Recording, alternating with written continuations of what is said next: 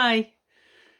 So today I'm going to tell you a little story about myself, about something that happened this year for me in terms of health, and through it I just want to illustrate a little bit about how what we think about and how we look at things affects outcomes.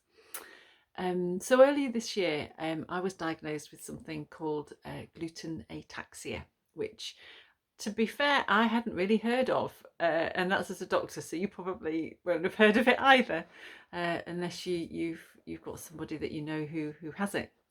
So gluten ataxia is a condition where you make antibodies to part of the brain concerned with balance and movement and dizziness and things like that. And it's antibodies as a result of gluten. So normally with celiac disease, it's the bowel that has most of the symptoms, and it's antibodies against the bowel. In this variant, it's against parts of the brain. You can also get antibodies to the skin in a variant of celiac disease as well. So um, this is gluten, wheat, and in March I was told I had to follow a strict gluten-free diet. Now, interestingly, over the past few years, there have been a few times where I've also had gut symptoms and skin symptoms, and I've thought about a gluten-free diet and have actually done it for 8 weeks a few years ago. And I found it really difficult because I love things like pizza dough and bread and cake and things that have gluten in them, that stretchiness. And um, I just thought, it's really difficult, and I didn't see a lot of change from it. So I sort of gave up and went back to normal eating again. And in March this year, when I was told that this is what I needed to do, to be honest, initially it was, do you know, I really don't want to do this. But at the same time, I knew that I'd been getting symptoms, balance problems, headaches and funny neurological kind of symptoms, and I knew that this was actually a blessing that this had been found, and that there was something that I could do that was going to change an outcome. So by following this strict gluten-free diet, like really strict, separate bread boards and things like that, that actually I could change the outcome. Hopefully the symptoms would start to reduce over time, and certainly they would be prevented from getting worse. So that's a good motivator, isn't it?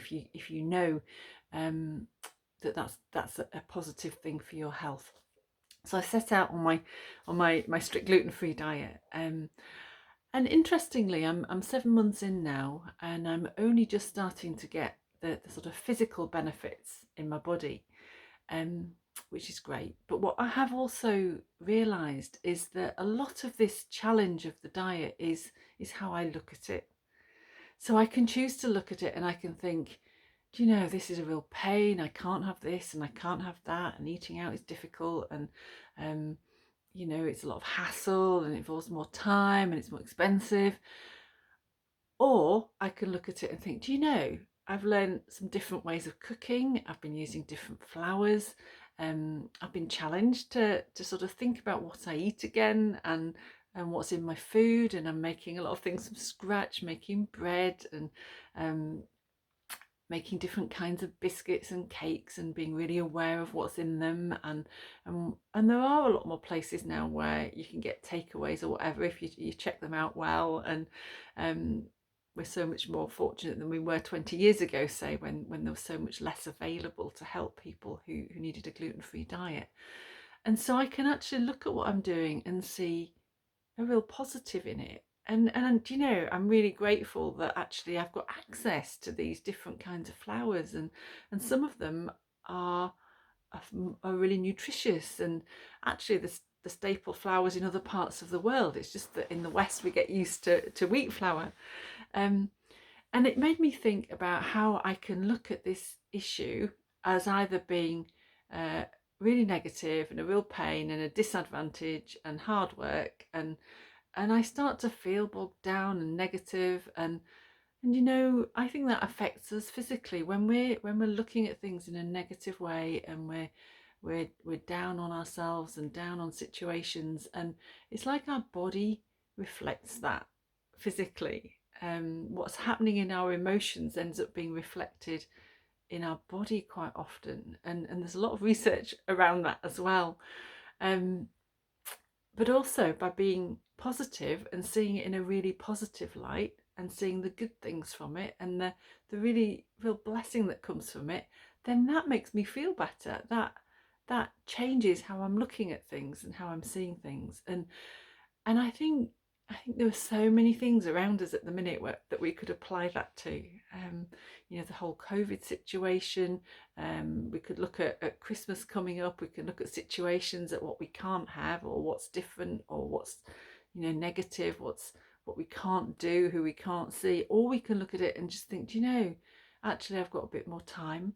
Actually, I can think through what I'm doing in my life and think, well, what really matters? What are some of the things that I've done for all these years and rushed about trying to meet other people's expectations, or trying to make myself feel valued, or trying to make myself feel loved, or buying stuff I don't need, or lots of things that we could look at and think, actually, maybe this is a good time to reassess. Maybe it's a good time to look outside of myself.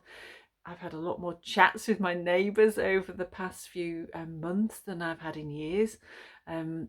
That's a really, really positive thing for me and for them, and as a community thing.